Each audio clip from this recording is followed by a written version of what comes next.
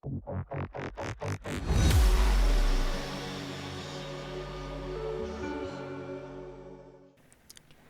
guys, World here. Today I'll be covering the 3.17 Ancestral Warchief lab running build. So full disclosure, this build is heavily influenced by Mr. Khan's lab running build, and I'll link his Discord server link below. So lab running is lucrative business, easily netting over 10 exalts an hour, up to even 20 or 30 exalts an hour. So the basics of this build is we want to run around as fast as possible from lab room to lab room, since we are concentrated on speed farming enchants. So there's enchants such as Forbidden Right fires an additional projectile, things like Tornado Shot fires an additional projectile, that are extremely valuable on certain bases. And so to do this, we'll leap slam with very high attack speed.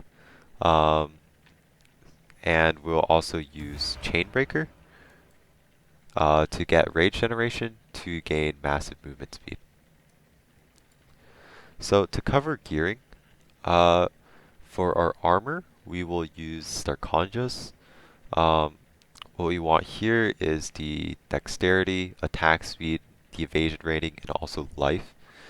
The best enchant is Berserk Buff Effect, although it doesn't really matter. For our chest piece, we are using combs. And the main thing we want this is just straight up the mass amount of life. And we can grab a percent max resistance roll or a percent damage roll. For our boots, we're using Windshriek. The reason why we're using Windshriek is for the line you can apply an additional curse. And for that, since we're using two curses, this is extremely helpful. And also you can grab a +1 maximum endurance charge roll corrupt on here. For our belt, we are using Perseverance.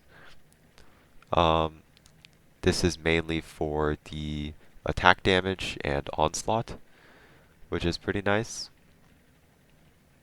And then for our jewelry slots, the main thing we are concentrated on having here is the increased mana regen, resistances, and life.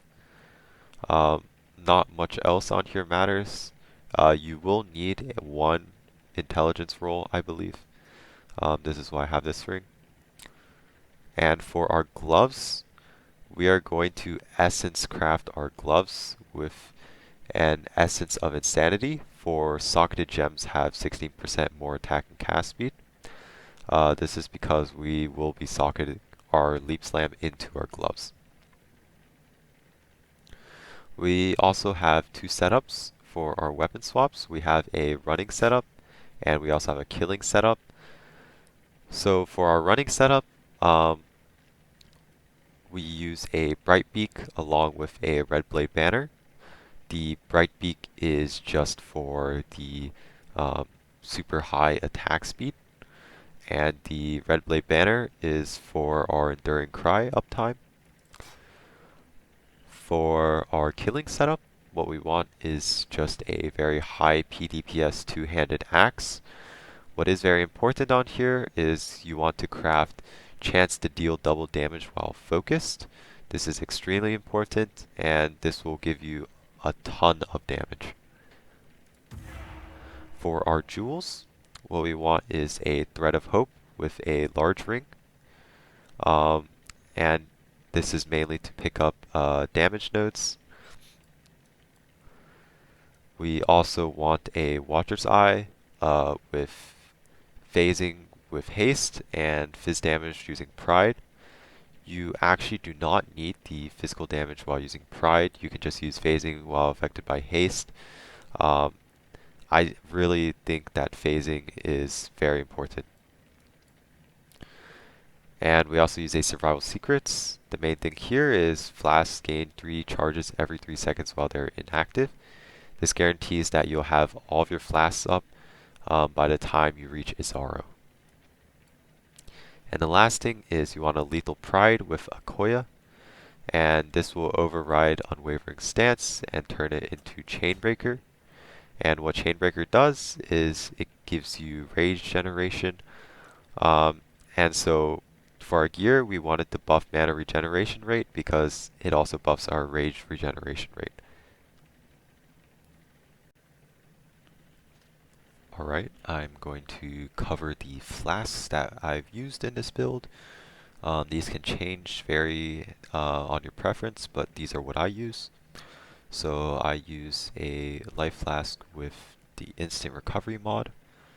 So this is for sticky situations where you just want to instant recover. This is what I use. The suffix doesn't really matter too much. And then I have a life flask, which is regeneration. And so I'll use both of these.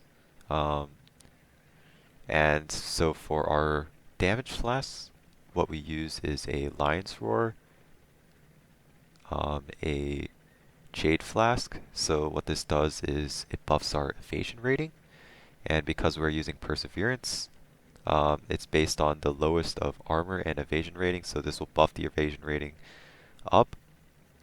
And then I use a Sulfur Flask, which just gives you percent damage, consecrated ground, all this stuff. And what you want to do is you want to get increased effect on all of these by using an enkindling orb.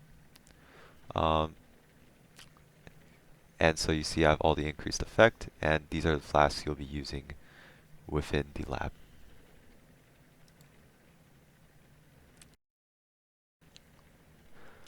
For our passive tree, the main thing we focus on for offenses is stacking percent damage and like two-handed axe damage and also totem damage. For our defenses, we go with life nodes. We grab this cluster over here, and this cluster right here will give you maximum resistance, which is very, very nice. We also focus on stacking endurance charges, and endurance charges will give you physical damage mitigation, and also Enduring Cry will give you physical damage reduction and also increased elemental resistance, which is very nice. For our keystones, we grab Unwavering Stance and we override it for Chainbreaker. We grab Call to Arms for instant Warcry. Blood Magic. This is just so our skills cost life. And then we grab Resolute Technique for hits can't be evaded. And we go all the way up here and grab Ancestral Bond just for the plus number of summons and totems. Passive tree can be edited however you'd like. A lot of people like to grab this cluster right here. Admonisher, mainly for the Warcry cooldown recovery rate. So they'd have higher Enduring Cry uptime, since Enduring Cry is a lot of your life regeneration. However, in my case, I didn't take it because I felt I was lacking damage, so I took some damage nodes instead. Right, on to the gems. For our gems, we have our running setup, and we also have our killing setup. So for our running setup, we want to get haste and eternal blessing support.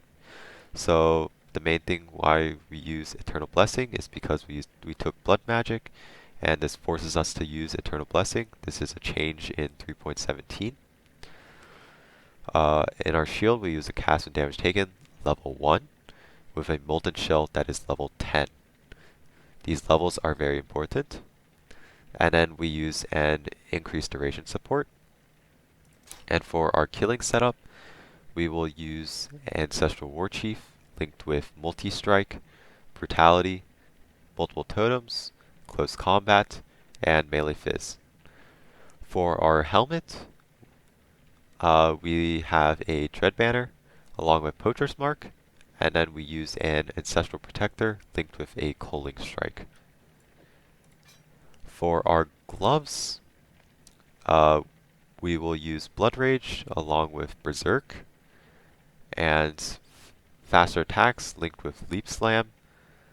And then also for our boots, Pride linked with Eternal Blessing, and then Vulnerability with Enduring Cry.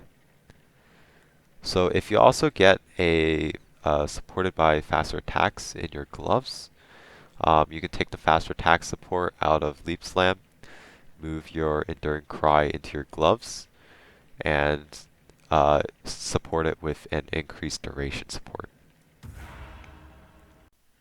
Hey guys, I'm going to be doing a detailed analysis of one of my previous runs. This was a recording I made for a Gifted Goddess run.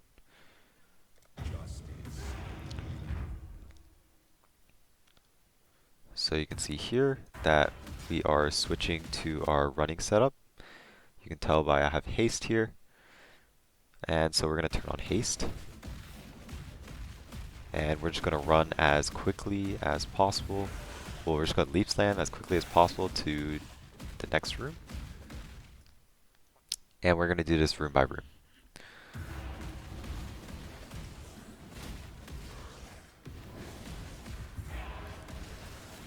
And we also activate Berserk when we feel that we have enough rage to get to the next room. And this will increase our attack speed. So here you can see I have weapons swapped to our killing setup. And I'm going to turn on Pride. So when you're swapping between your killing and running setup, you'll turn on their respective auras. We will always have the banner activated no matter what, but the main thing is we want to activate Pride or Haste, depending on which one. I can't do this just yet. Once we're here, we're going to position ourselves in the top right. I'll explain why later, exactly why the top right position. But the first thing we're going to do is we're going to put down Ancestral Warchief twice and Ancestral Protector once. And so for that, we're going to press T, T, then space.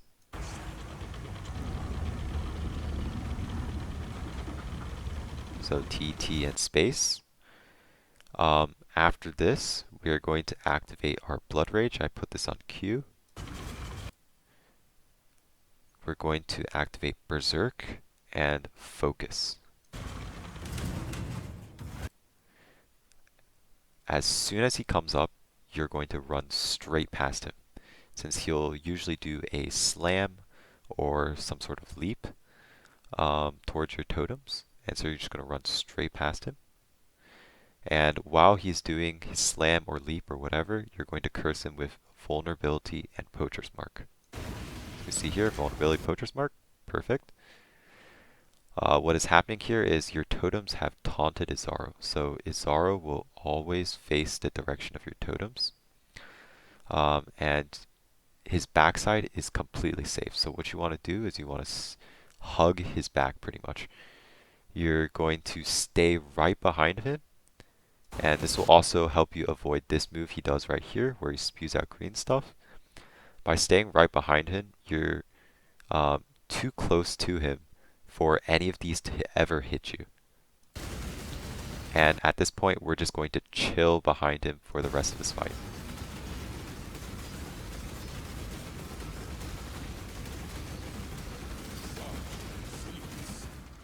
And you see that? And we weapon swap, we turn on haste. So the reasoning why we go for the top right position right here is because sometimes Izaros will have gargoyles or essences, and these mobs will spawn at this location right here. And so what this does by putting yourself in this position is your totems will also taunt these gargoyles or essences over here, and therefore they will not target you. And so you're just going to run past Exile, and these totems will act as kind of like a protective barrier between you and the mobs that he spawns. Alright, that's all I had for this video. So good luck with your lab runs, and see you in the next video.